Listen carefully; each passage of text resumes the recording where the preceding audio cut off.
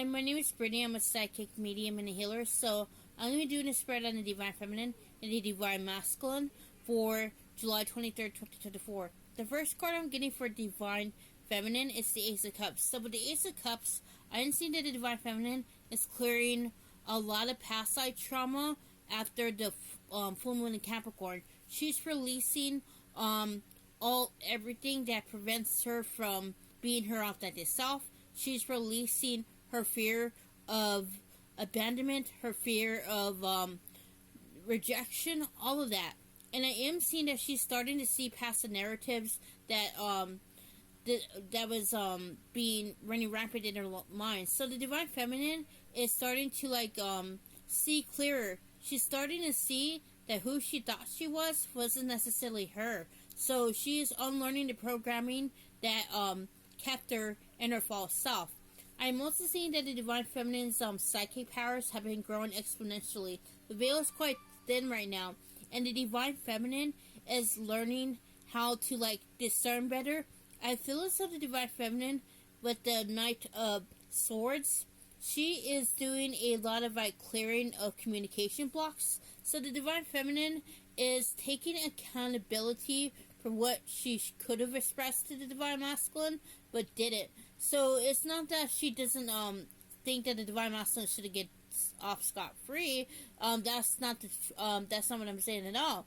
What I'm saying is that the Divine Feminine is recognizing that there is a time and a place to paraphrase things, to say things. So she is taking accountability for the way she may have communicated aggressively. So the Divine Feminine is also working through any conflict she may have internally and that has been showing. And the Divine Feminine is also with the Hanged Man. I feel as though the Divine Feminine is thinking long and hard about what the full moon has brought up for her. See, this is something that was a big eye-opener, because the Divine Feminine didn't believe that she was doing anything wrong, that she was completely in the right. So the Divine Feminine is seeing now that that's not necessarily the case, that it actually, this was a blockage in the connection, and now she's working on clearing all that. So the Divine Feminine doesn't see how this correlates yet to the Divine Masculine, but I feel as though the Divine Feminine is open to learning. She is no longer running from this aspect of herself. She's facing it head on. So that's what I get for Divine Feminine. So this is a spread I get for Divine Masculine. The first card I'm getting for Divine Masculine is Five of Wands. So I'm seeing a lot of anger, anxiety, and terror coming up for the Divine Masculine. It's all balled up. It's the result of past lives, yes, but it's also inner child trauma that's coming up. So I feel as if the Divine Masculine's environment is not exactly suited for his growth and evolution. He sees now that he's being surrounded by people who smile as they stab him in the back. And the Divine Masculine feels at odds with these people. He doesn't want to entertain them anymore, yet he doesn't know how to actually pull himself free from the crowd. But even so, the Divine is showing the way forward to the Divine Masculine. As his mind opens further and further to the truth, with the Three of Swords, a lot of pain is coming up. So I feel as if the Divine Masculine may have purged around the full moon in Capricorn, but he is still purging. I'm seeing a lot of depression coming up for the Divine Masculine. He's releasing a lot of stagnant energy. He's also releasing the pain of being heartbroken by the Divine Feminine in past lifetimes. So there are past lifetimes that the Divine Feminine has not covered yet that the Divine Masculine is supposed to clear.